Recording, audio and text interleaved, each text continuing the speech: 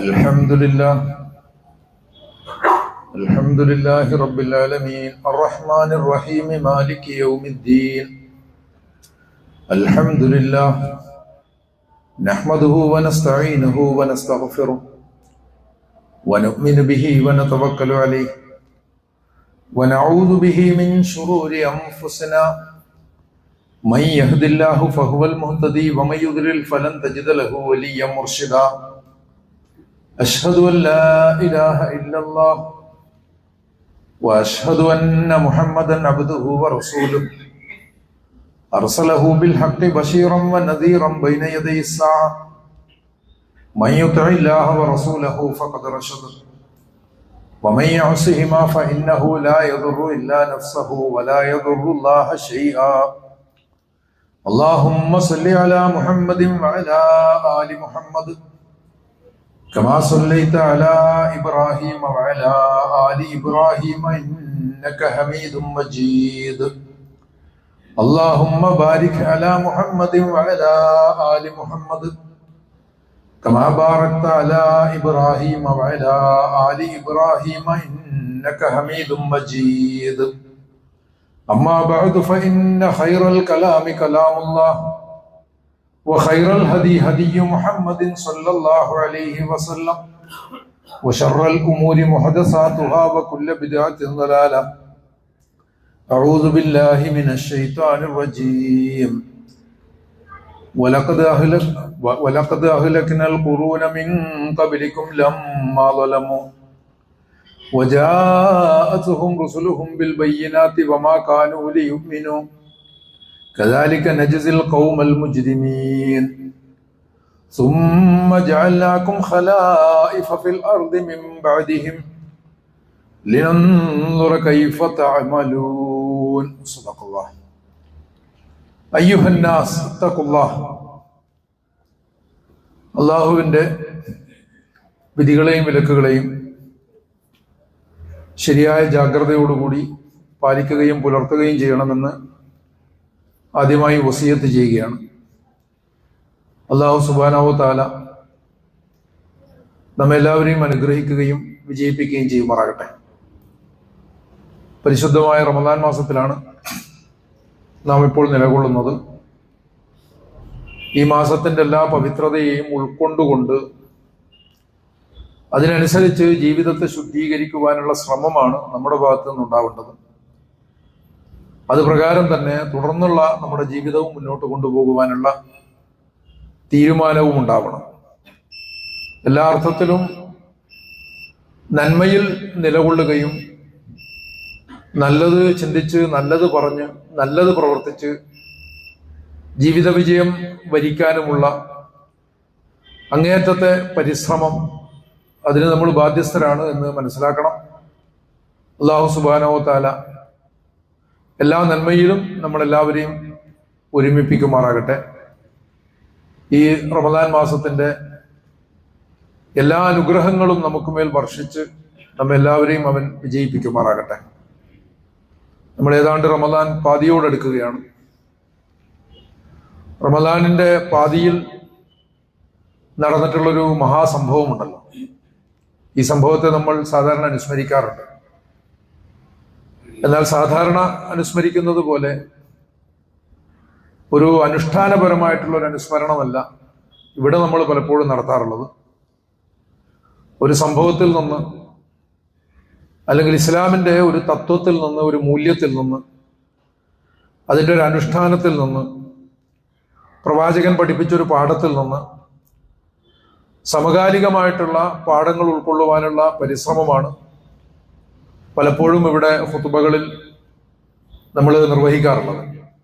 അപ്പൊ അതിന്റെ അടിസ്ഥാനത്തിൽ ഒരല്പം വിശദമായി തന്നെ ബദറിന്റെ പാഠങ്ങൾ, അത് കേവലം അപദാനങ്ങൾ എന്ന നിലക്കല്ലാതെ യുദ്ധത്തിന്റെ കഥകൾ ധാരാളം നമ്മൾ കേൾക്കാറുണ്ട്. പലപ്പോഴും നമുക്ക് വളരെ ലളിതമായ കഥകൾ കേൾക്കാനാണ് കൗതുകമുണ്ടാവാറുള്ളത്. അത് തെറ്റൊന്നുമല്ല. അതേസമയം ഒരു കഥയും വെറും കഥയല്ല എന്ന് തിരിച്ചറിയാത്ത ഒരു സമൂഹത്തെ സംബന്ധിച്ചിടത്തോളം അത്തരം കഥകൾ കൊണ്ട് വലിയ പ്രയോജനമൊന്നുമില്ല. ഇതാണ് ഒരു വശം. മറ്റൊന്ന്, വളരെ വൈകാരികമായി ഇതൊക്കെയും ആഖ്യാനം ചെയ്യപ്പെടുകയും അത് നമ്മുടെ വിചാരശീലങ്ങളിലും വിവേകത്തിലും വെള്ളം ചേർക്കുന്ന സ്വഭാവത്തിലുള്ള, അതിനെ ഡൈല്യൂട്ട് ചെയ്യുന്ന സ്വഭാവത്തിലുള്ള കേവല വികാരം മാത്രമായി നമ്മുടെ ഉള്ളിലേക്ക് ഇത്തരം സംഭവങ്ങൾ പ്രവേശിക്കുകയും ചെയ്താൽ അത് ലേശം കുഴപ്പമാണ്. അങ്ങനെയൊന്നുമല്ല നമ്മളിത് കാണേണ്ടത്. പിന്നെ വേറെ ചിലർക്കൊക്കെ ഇത് പറയുമ്പോൾ ഉണ്ടാകുന്നൊരു സന്തോഷം, കേൾക്കുമ്പോൾ ഉണ്ടാകുന്നൊരു സുഖം, അതാണെങ്കിൽ കേവലം സാമുദായികമായിട്ടുള്ള ആഖ്യാനവുമായിരിക്കും. അപ്പൊ ഇതിൽ നിന്നൊക്കെ ഭിന്നമായിട്ട് പ്രവാചകൻ മുന്നോട്ട് വെച്ചതും പരിശീലിപ്പിച്ചതുമായ മാനവികത എന്ന ഒരു ആശയത്തിലും തലത്തിലും നിന്നുകൊണ്ട് നമുക്കിതിനെ എങ്ങനെ സമീപിക്കാൻ പറ്റും എന്നതാണല്ലോ പ്രശ്നം. ഇവിടെ അന്നിലക്ക് തന്നെയാണ് ഇതിനെ കാണേണ്ടത്. നമ്മുടെ സമുദായത്തിന്റെ ഏറ്റവും ദൗർഭാഗ്യകരമായ ഒരു അവസ്ഥ എന്താണെന്ന് വെച്ചാൽ, നമ്മുടെ സമുദായത്തിന്റെ എന്നല്ല, പൊതുവെ നമ്മൾ നേരത്തെ പറഞ്ഞിരുന്നു, പുതിയ ജനറേഷൻ ഒരുപാട് അറിവുള്ളവരാണ്. പക്ഷെ ആ അറിവുകൾ പലപ്പോഴും അത് അവരെ കേൾത്താൻ വേണ്ടി പറയുന്നതല്ല, അവരെ പ്രചോദിപ്പിക്കാൻ വേണ്ടി പറയുന്നതാണ്. ആ അറിവുകൾ പലപ്പോഴും ഡേറ്റകൾ മാത്രമാണ്.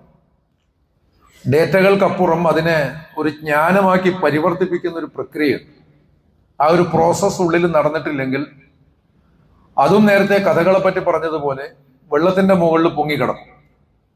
അതുകൊണ്ട് വലിയ ഉപകാരം ഉണ്ടാവില്ല.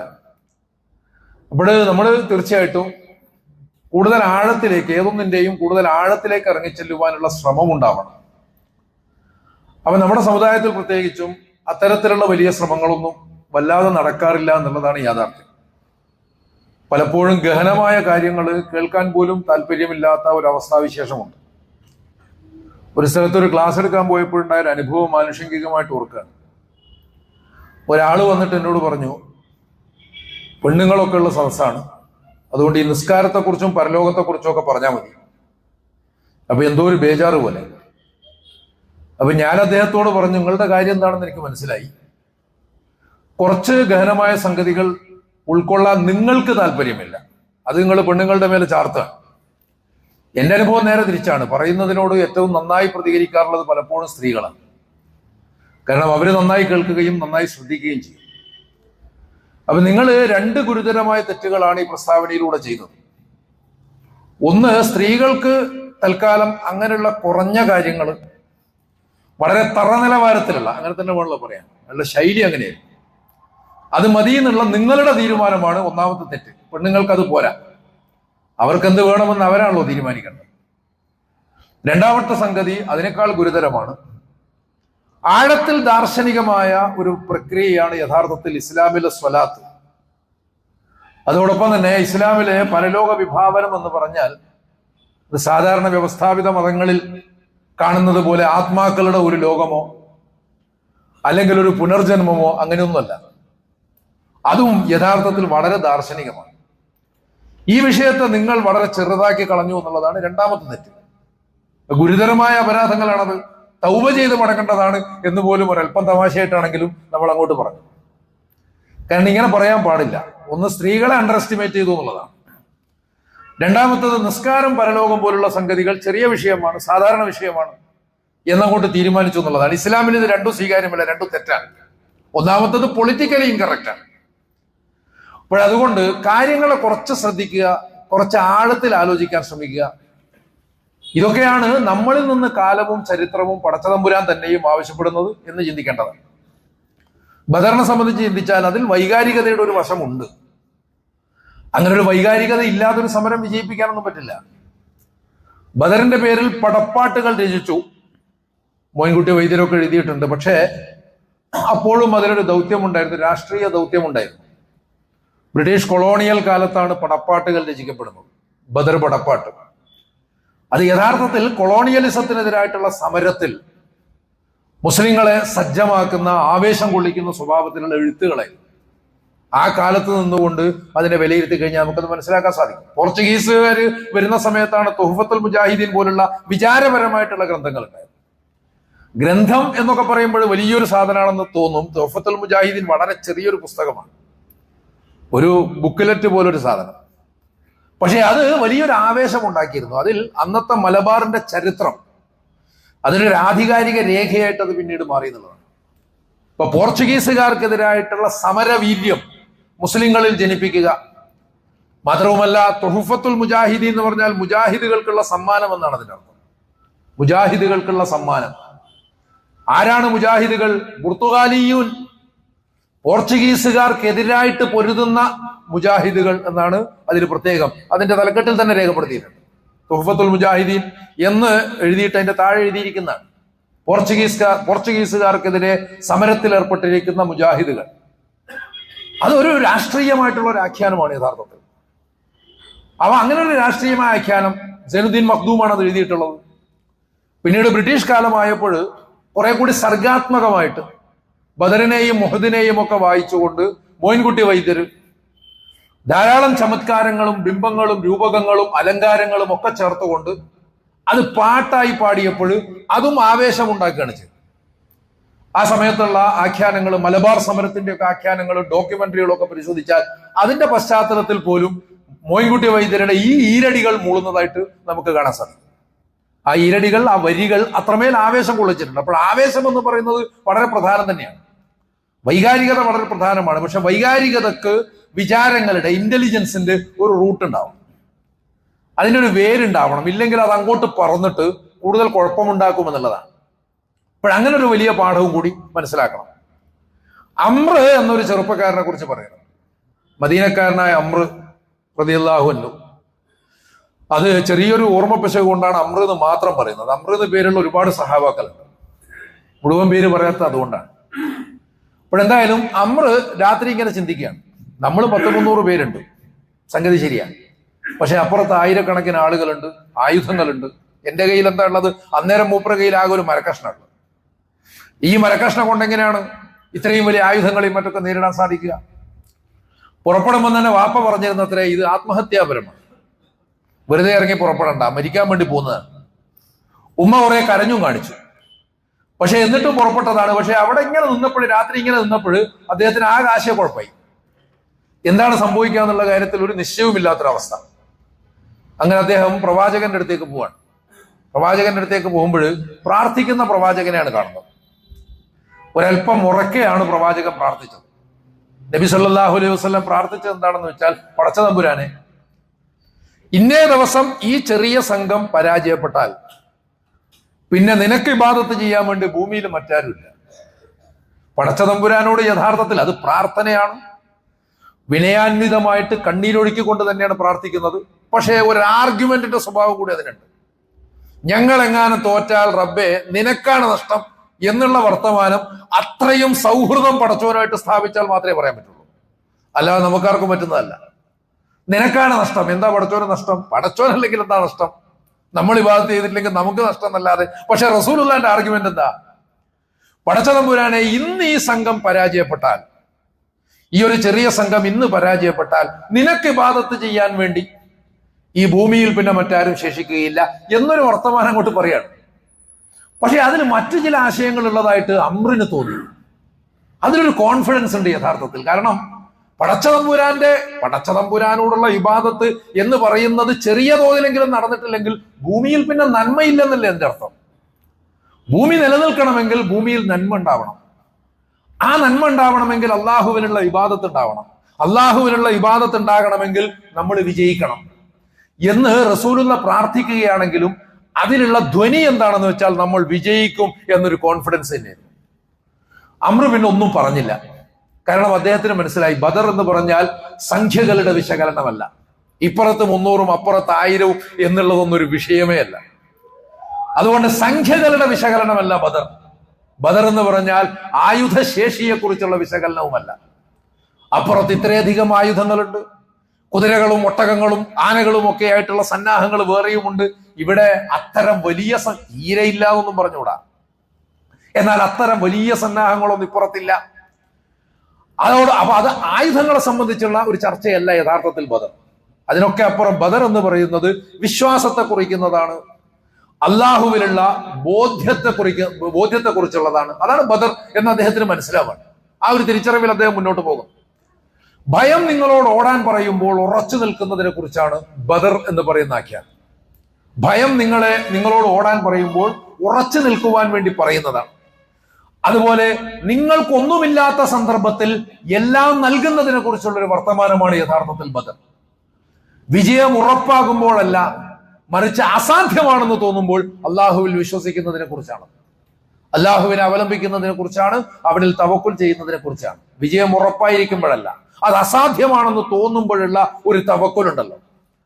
അങ്ങനെയാണ് പിറ്റേന്ന് രാവിലെ ഉരുക്ക് ഹൃദയവും എന്തോ ഒരായുധവുമായിട്ട്, കാവ്യാത്മകമായിട്ട് അതും ഒരു മരക്കമ്പ് തന്നെയാണ് പറയുന്നത്, ഒരായുധവുമായിട്ട് അദ്ദേഹം യുദ്ധകളത്തിലേക്ക് തിരിക്കുകയാണ്.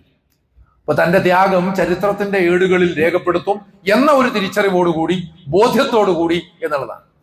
എന്നല്ല, അങ്ങനെ എഴുതിയിട്ടുണ്ടെന്നുള്ള വിശ്വാസത്തോടു കൂടി, ആ ഒരു അറിവോടുകൂടിയാണ് യഥാർത്ഥത്തിൽ അദ്ദേഹം നടക്കുന്നത് എന്ന് തിരിച്ചറിയാൻ വേണ്ടി നമുക്ക് സാധിക്കും. അപ്പോൾ അങ്ങനെ ഒരു വലിയൊരു സംഭവമാണ് യഥാർത്ഥത്തിൽ ബദർ. അത് കേവലം ഒരു യുദ്ധമൊന്നുമല്ല. വളരെ കൃത്യമായിട്ട് വിശകലനം ചെയ്താൽ നമുക്ക് കുറച്ച് കൂടുതലായിട്ട് അത് വിശകലനം ചെയ്യേണ്ടതുണ്ട്. അതിന്റെ പാഠങ്ങൾ പ്രധാനമായിട്ടും നമ്മൾ മനസ്സിലാക്കേണ്ടത്, അതിന്റെ ഒരു സംക്ഷിപ്തം പറഞ്ഞാൽ, ബദർ എന്ന് പറഞ്ഞാൽ അതൊരു സൈനിക വിജയമല്ല, അത് മറിച്ച് അതൊരു ന്യൂ എത്തിക്കൽ ഓർഡറിന്റെ, ഒരു പുതിയൊരു ധാർമ്മിക ക്രമത്തിന്റെ ഉദയമാണ്. ഇറ്റ് വാസ് നോട്ട് എ കൂ but the birth of A new ethical order എന്നാണ്. ഒരു പുതിയ എത്തിക്കൽ ഓർഡറിന്റെ ഒരു ഉദയമാണ്, അല്ലെങ്കിൽ അതിന്റെ ഒരു പിറവിയാണ് എന്നുള്ളതാണ്. അത് ഒരിക്കലും തന്നെ ഒരു ട്രാൻസ്ഫർ ഓഫ് പവർ അല്ല, ഒരു അധികാര കൈമാറ്റത്തിന് വേണ്ടിയുള്ള പോരാട്ടമല്ല, മറിച്ച് അതൊരു എവല്യൂഷൻ ഓഫ് പവർ. അത് അധികാരത്തെ സംബന്ധിച്ചുള്ള കൺസെപ്റ്റിലുള്ള മാറ്റമാണ്. അധികാരത്തെക്കുറിച്ചുള്ള കൺസെപ്റ്റിൽ മാറ്റം വരുത്തുന്നതിന് വേണ്ടിയുള്ള ശ്രമമാണ് യഥാർത്ഥത്തിൽ ബദർ. ബദറിന്റെ പാഠവും അതാണ്. അല്ലാതെ ഒരു കൂട്ടരിൽ നിന്ന് അധികാരം ഇങ്ങോട്ട് പിടിച്ചെടുക്കാന്നല്ല. ചരിത്രത്തിൽ ഒരുപാട് വിപ്ലവങ്ങൾ ഉണ്ടായിട്ടുണ്ടല്ലോ, ചരിത്രത്തിൽ ഒരുപാട് വിപ്ലവങ്ങൾ ഉണ്ടായിട്ടുണ്ട്. പല വിപ്ലവങ്ങളും ആളുകൾക്ക് ഓർമ്മ പോലും ഇല്ലാതെ ചരിത്രപാഠം മാത്രമായിട്ട് അവശേഷിക്കുന്നു. എന്താ കാരണം? വിപ്ലവം എന്ന് പറഞ്ഞാൽ പെട്ടെന്ന്, ഈ സാധാരണ ഉടൻ വിപ്ലവം എന്ന് പറഞ്ഞിട്ടൊരു പരിപാടിയുണ്ട്. ഇൻഷാ അല്ലാഹ് അതിനെക്കുറിച്ചൊക്കെ പിന്നീട് വിശകലനം ചെയ്യാം. ഉടൻ വിപ്ലവം എന്ന് പറഞ്ഞിട്ടൊരു പരിപാടിയുണ്ട്. അങ്ങനെ നിലവിൽ വന്നിട്ടുള്ളതാണ് യഥാർത്ഥത്തിൽ ഫ്രഞ്ച് വിപ്ലവം. അതിനും യഥാർത്ഥത്തിൽ ദാർശനികമായ അടിത്തറയൊക്കെ അതിനുണ്ട്. പക്ഷേ പൊതുജനം സജ്ജമാകുന്നതിന് മുമ്പ് എന്തെങ്കിലുമൊക്കെ പരിവർത്തനം വളരെ കൃത്യമായിട്ടും വളരെ ഗ്രാജുവൽ ആയിട്ടും അതുപോലെ വളരെ നേച്ചുറൽ ആയിട്ടും നടക്കുന്നതിന് മുമ്പായിട്ട് പെട്ടെന്ന് സംഭവിച്ചത് പെട്ടെന്ന് അങ്ങോട്ട് പോയി.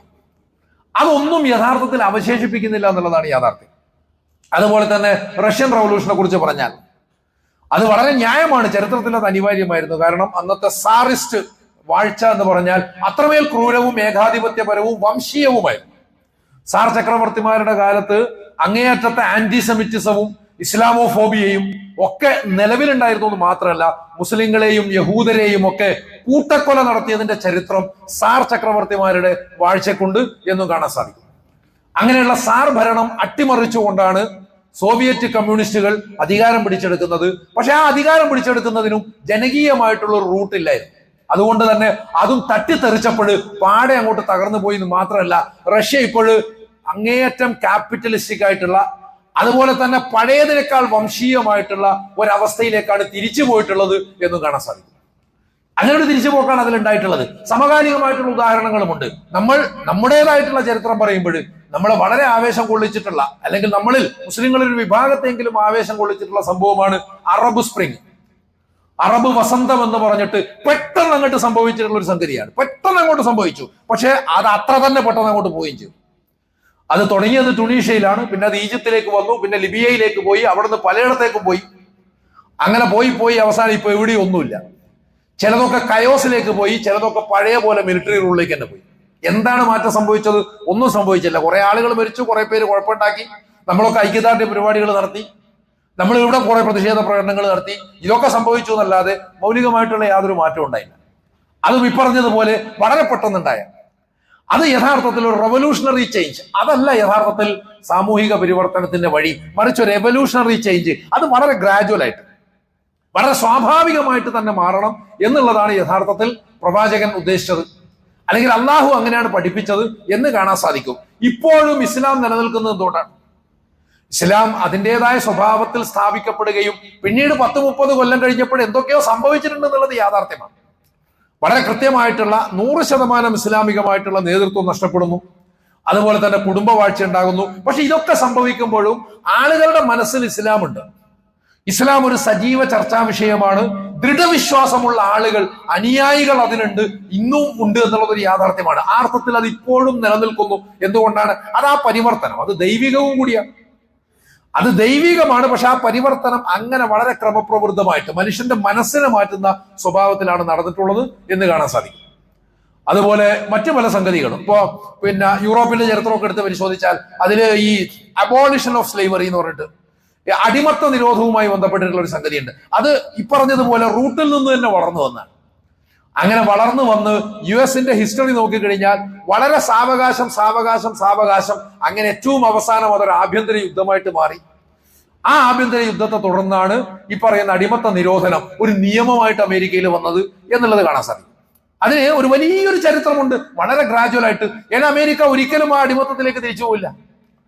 ഇനി ഒരിക്കലും യഥാർത്ഥത്തിൽ അവിടെ ഡിഫാക്ടോ എന്നും ഡിജൂറെ എന്നും പറഞ്ഞിട്ട് രണ്ടു തരം അടിമത്തം ഉണ്ടെന്നാണ് പറയാം. നിയമപരമായ അടിമത്തവും അങ്ങനെ അല്ലാത്ത അടിമത്തവും.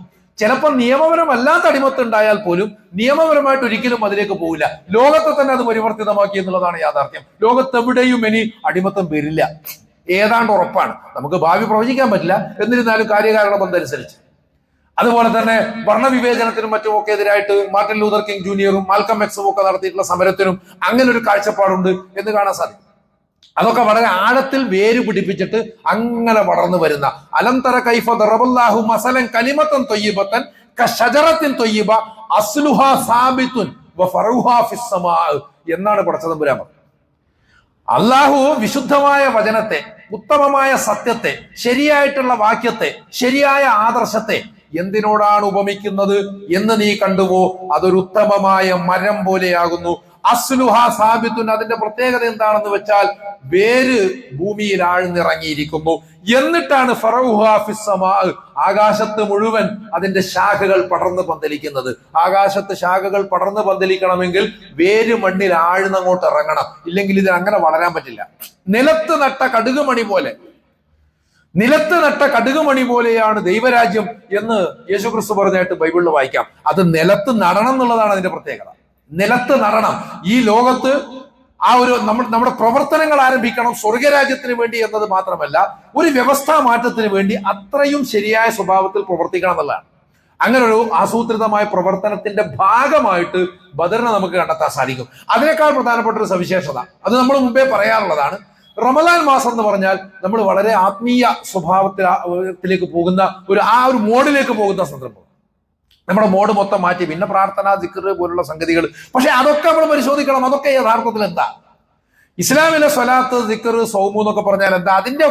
അതിനും ഉണ്ട് യഥാർത്ഥത്തിൽ രാഷ്ട്രീയവും സാമൂഹികവും ഒക്കെ ആയിട്ടുള്ള മാനങ്ങൾ. അതിലേക്ക് നമുക്ക് പിന്നീട് വരാം ഇൻഷാ അല്ലാഹ്. അപ്പൊ അങ്ങനെ നമ്മൾ പക്ഷെ വളരെ അനുഷ്ഠാനപരമായ സ്വഭാവത്തിൽ അത്തരം പ്രാർത്ഥനകളൊക്കെ നിർവഹിച്ചുകൊണ്ടിരിക്കുന്ന ഒരു സമയത്ത് നടുവിൽ നമ്മൾ ബദരീങ്ങളുടെ ആണ്ട് കൊണ്ടാടും. പക്ഷെ ദൗർഭാഗ്യവശാൽ അതും ആചാരമാണ്. ദൗർഭാഗ്യവശാൽ അതും ഒരു ആചാരമാണ്, വെറും ആചാരം മാത്രം. ഒന്നിച്ചുകൂടി കുറെ പ്രകീർത്തനങ്ങളൊക്കെ പാടി അങ്ങോട്ട് പിരിഞ്ഞു പോവുക. അതിൽ നിന്നുള്ള ലക്ഷ്യങ്ങൾ, അതിന്റെ സാമൂഹികമായ പാഠങ്ങൾ ഇതൊന്നും ഉൾക്കൊള്ളാതെ പിരിയുകയാണ്. അതും ആത്മീയതയായിട്ട് മാറുകയാണ്. യഥാർത്ഥത്തിൽ അങ്ങനെയാണല്ലോ. അതൊരു യുദ്ധമല്ലേ? യുദ്ധം എന്ന് പറഞ്ഞാൽ ഒരു പൊളിറ്റിക്കൽ ആയിട്ടുള്ള പ്രോസസ് അല്ലേ? രാഷ്ട്രീയമായിട്ടുള്ളൊരു പ്രവർത്തനമാണല്ലോ യഥാർത്ഥത്തിൽ ഈ യുദ്ധം എന്ന് പറയുന്നത്. അങ്ങനെ ഒരു യുദ്ധമാണ് ഈ ആത്മീയതയുടെ ഒരു കാലത്തിന്റെ ഒത്ത നടുക്ക് ഫിറ്റ് ചെയ്തിട്ടുള്ളത് എന്നത് ചെറിയ കാര്യമല്ല. അപ്പോഴങ്ങനെയാണ് ആ ചരിത്രത്തെ നമ്മൾ വായിക്കേണ്ടത്. നമ്മുടെ ജീവിതവും അങ്ങനെ തന്നെ ആയിരിക്കണം. ജീവിതം എന്ന് പറഞ്ഞാൽ അത് ഉപവാസം, ജപം, പ്രാർത്ഥന എന്നിവയ്ക്കിടയിൽ ഒരല്പസമയം എന്നതല്ല. ഈ പ്രക്രിയകൾക്ക് തന്നെയും നേരത്തെ സൂചിപ്പിച്ചതുപോലെ ഇസ്ലാം ഉപയോഗിച്ചിട്ടുള്ള സവിശേഷമായ പേരുകൾ ഉണ്ടല്ലോ. ആ പേരുകൾ കൂടി പരിശോധിച്ചിട്ട് നമുക്ക് അതിന്റെ വിശകലനം ഇന്നത്തേക്ക് നിർത്താം. യുദ്ധവും ബദറുമായി ബന്ധപ്പെട്ട സൂക്ഷ്മ വിശകലനത്തിലേക്ക് ഇൻഷാ അല്ലാഹ് അടുത്ത ആഴ്ച പോകാം. എന്ന് പറഞ്ഞാൽ നമ്മൾ ഈ പറയുന്ന സ്വലാത്ത് എന്ന് പറഞ്ഞാൽ എന്താ ഇതിന്റെ അർത്ഥം? അതിനെ ഭാഷാപരമായിട്ട് വിശകലനം ചെയ്താൽ ഈ സ്വലവ എന്ന് തുടങ്ങുന്ന ആ ഒരു റൂട്ടിൽ നിന്ന് വരുന്ന അറബി വാക്കുകൾക്കൊക്കെയും അറ്റാച്ച്മെന്റ്, കണക്ഷൻ എന്നൊക്കെയാണ് അർത്ഥം. അറ്റാച്ച്മെന്റ്, ഈ സില എന്നൊരു വാക്കുണ്ട്. സില എന്ന് പറഞ്ഞാൽ റിലേഷൻഷിപ്പ്, ലിങ്ക് എന്നൊക്കെയാണ് അർത്ഥം. റിലേഷൻഷിപ്പ്, ലിങ്ക് എന്നൊക്കെയാണ് ആ വാക്കിന്റെ അർത്ഥം. അപ്പൊ ആ റൂട്ടിൽ നിന്ന് തുടങ്ങുന്ന വാക്കുകൾക്ക് മുഴുവൻ. അപ്പൊ സ്വാഭാവികമായിട്ട് നമ്മൾ മനസ്സിലാക്കണം, നമ്മൾ പ്രാർത്ഥിക്കല്ലേ? അള്ളാഹിനോട് പ്രാർത്ഥിക്കുന്നതിന് എന്തിനാണ് ഈ സ്വലാത്ത്, അങ്ങനെ ഒരു വാക്ക്? അപ്പൊ യഥാർത്ഥത്തിൽ അത് അള്ളാഹുവുമായിട്ടുള്ള ബന്ധം സ്ഥാപിക്കുക എന്നതിന്റെ ഒരു പാഠമാണ് എന്ന് മാത്രമല്ല, അത് ജമാഅത്തായിട്ട് നിസ്കരിക്കാൻ കൽപ്പിക്കപ്പെടുന്നതോടുകൂടി അതിന് സാമൂഹികമായ ബന്ധം എന്ന് പറയുന്ന ഒരു മാനവും കൂടി കൈവന്നു. എല്ലാവരും ഒരുമിച്ച്, എന്തുകൊണ്ടാണ് ജമാഅത്തായിട്ടുള്ള നിസ്കാരം ഏറ്റവും ശ്രേഷ്ഠമാകുന്നത്? എല്ലാവരും ഒരുമിച്ച് കൂടുന്നു എന്നുള്ളത് കൊണ്ടാണ്. എല്ലാ വ്യത്യാസങ്ങളും മറന്ന് പരസ്പരമുള്ള എല്ലാ സ്പർദ്ധകളും ഈർഷ്യകളും ഒഴിവാക്കി അതൊക്കെ പുറത്തിട്ടിട്ടാണല്ലോ നമ്മൾ ഇങ്ങോട്ടേക്ക് കയറുന്നത്. അങ്ങനെ അതൊക്കെ പുറത്തിട്ടിട്ട് കയറി എല്ലാവരും ഒരുമിച്ച് അച്ചടക്കത്തോടു കൂടി ഇരുന്ന് നിസ്കരിക്കാൻ വേണ്ടി തോളോട് തോൾ ചേർന്ന് നിന്ന് പരസ്പരം മുട്ടിയുരുമി. റസൂലുള്ളാഹി സ്വല്ലല്ലാഹു അലൈഹി വസല്ലം പറഞ്ഞത് തന്നെ പലരും ശ്രദ്ധിക്കാത്ത കാര്യമാണ്. സ്വഫ് ശരിയാക്കുമ്പോൾ ഒരമ്പ് പിറകിൽ നിന്ന് എയ്താൽ ആരെയും തട്ടാതെ അപ്പുറത്തേക്ക് പോകണം. ഒരമ്പ് ഇപ്പൊ അറ്റത്ത് നിൽക്കുന്ന ഒരാളുടെ പുറകിൽ മുട്ടിയില്ല എന്ന് പറഞ്ഞിട്ട് ഒരു അമ്പ് ചെയ്ത് കഴിഞ്ഞാൽ ഒരാളുടെ ശരീരത്തിൽ തട്ടാതെ അപ്പുറത്തെ ചുമരിന് പോയി തറക്കണം എന്നാണ്. ആ രൂപത്തിലാണ് സ്വഫ് ക്രമീകരിക്കേണ്ടത് എന്നാണ് റസൂലുള്ളാഹി സ്വല്ലല്ലാഹു അലൈഹി വസല്ലം പറഞ്ഞത്. സ്വഫിൽ വളവുണ്ടാകരുത്, നിങ്ങളുടെ മനസ്സ് വളഞ്ഞു പോകും. ഗുരുതരമായ സംഗതിയാണ്, നമ്മൾ ശ്രദ്ധിക്കാത്ത കാര്യമാണ്. ഗുരുതരമായ സംഗതിയാണ്. സ്വഫിൽ വളവുണ്ടായാൽ നിങ്ങളുടെ മനസ്സ് വളഞ്ഞു പോകും. സ്വഫിൽ വിടവുണ്ടായാലോ? ചിലരൊക്കെ സ്വഫ് എന്റെ അടുത്തേക്ക് വരട്ടെ എന്നുള്ള ചിന്തയാണ്. ചിലർ വന്നിട്ട് അങ്ങോട്ട് നിൽക്കുകയാണ് ചെയ്യുക. പിന്നെ സ്വഫ് ശരിയാക്കുക, നേരെയാക്കുക, ഈ ജാതി പരിപാടിയൊന്നുമില്ല. ഇത് വളരെ സൂക്ഷ്മമായിട്ടുള്ള വർത്താനമൊക്കെ പറഞ്ഞിട്ടുണ്ട്. പിറകിലുള്ള സ്വഫിൽ ഒരാൾ ഒറ്റക്ക് നിൽക്കേണ്ടി വന്നാൽ, നമുക്ക് പ്രാക്ടീസ് കൊണ്ട് പരിചയമില്ലാത്തതുകൊണ്ടാണ് നമ്മളങ്ങനെ ചെയ്യാത്തത്. ശരിക്കും ഒറ്റക്ക് അങ്ങനെ നിൽക്കാൻ പാടില്ല. പകരം മുന്നിലെ സ്വഫിൽ നിൽക്കുന്ന ഒരാളെ ഒന്ന് തൊട്ടാൽ അയാൾ പുറകോട്ടേക്ക് മാറണം എന്നാണ്. അയാൾ പുറകോട്ടേക്ക് മാറിക്കഴിഞ്ഞാൽ ബാക്കിയുള്ളവർ ആ സ്വഫ്, ആ ഗ്യാപ്പ് ഫില്ല് ചെയ്തിട്ട് ക്രമപ്പെടുത്തുകയും വേണം. ഇതൊക്കെ നിസ്കാരത്തിന്റെ ഇടയിൽ നടക്കണേ. അപ്പൊ നിസ്കാരം എന്ന് പറഞ്ഞാൽ മതിമറന്നിട്ടുള്ള പ്രാർത്ഥനയൊന്നുമല്ല. അങ്ങനെ മതിമറന്നിട്ട് എല്ലാം മറന്നിട്ടുള്ള പ്രാർത്ഥനയൊന്നുമല്ല. അത് വെറുതെയാണ്. അപ്പോഴും ഉണ്ടാകണം ഒരു സാമൂഹിക ബോധം. സ്വഫിൽ പുറകിൽ വന്നിട്ട് ഒറ്റക്ക് നിൽക്കാൻ പാടില്ല. പകരം ഒരാളെ പുറകിലേക്ക് വിളിക്കണം എന്നാണ്. ഒരാളെ പുറകിലേക്ക് വിളിക്കണം. പക്ഷെ നമ്മളിപ്പോ വിളിച്ചാൽ തല്ല് കിട്ടും. കാരണം ആളുകൾക്ക് അതിനെക്കുറിച്ച് അവബോധമില്ല, അതുകൊണ്ടാണ്. അതുപോലെ തന്നെ സ്വഫിന് വിടവുണ്ടായി കഴിഞ്ഞാൽ നിങ്ങൾക്കിടയിൽ അത് അകൽച്ച ഉണ്ടാക്കുന്നതാണ് റസൂലുള്ളാഹി സ്വല്ലല്ലാഹു അലൈഹി വസല്ലം. നിങ്ങൾക്കിടയിൽ അത് അകൽച്ച ഉണ്ടാക്കും, നിങ്ങളുടെ മനസ്സുകളെ തമ്മിൽ അകറ്റിക്കളയും സ്വഫിൽ ഉണ്ടാകുന്ന വിടവ് എന്ന് പ്രവാചകൻ സല്ലല്ലാഹു അലൈഹി വസല്ലം പഠിപ്പിച്ചതായിട്ട് നമ്മൾ കാണുന്നു. അങ്ങനെ സ്വഫ് ശരിയാക്കി നിൽക്കുക എന്ന് പറയുമ്പോൾ അതിലൊരു സാമൂഹികതയുണ്ട്. പോരാത്തതിന് സ്വലാത്ത് എന്ന് പറയുമ്പോൾ ബന്ധമാണ്, കണക്ഷനാണ്, ലിങ്കാണ്. അത് അങ്ങേയറ്റം ശരിയായ രൂപത്തിലുള്ള അനുധാവനമാണ്. ഈ അർത്ഥത്തിലുള്ള വാക്കാണ് പ്രാർത്ഥനയ്ക്ക് വേണ്ടി പടച്ചതമ്പുരാൻ ഉപയോഗിച്ചിട്ടുള്ളത്. അതിന്റെ ബാക്കി മാനങ്ങളിലേക്കൊക്കെ ഇൻഷാ അല്ലാഹ് നമുക്ക് പിന്നീട് പോകാം. സൗം എന്ന് പറഞ്ഞാൽ നമ്മൾ നമ്മളെ തന്നെ നിയന്ത്രിക്കുക എന്നുള്ളതാണ്. ഈ ലോകത്ത് നമ്മളാണ് എല്ലാം എന്ന് ചിന്തിക്കാൻ പാടില്ല.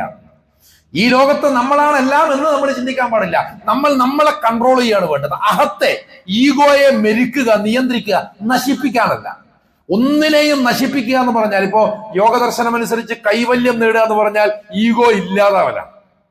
ഈഗോ ഇല്ലാതാവലാണ്. അങ്ങനെ ഒരു ഇല്ലാതാക്കല് ഇസ്ലാം ആവശ്യപ്പെടുന്നില്ല.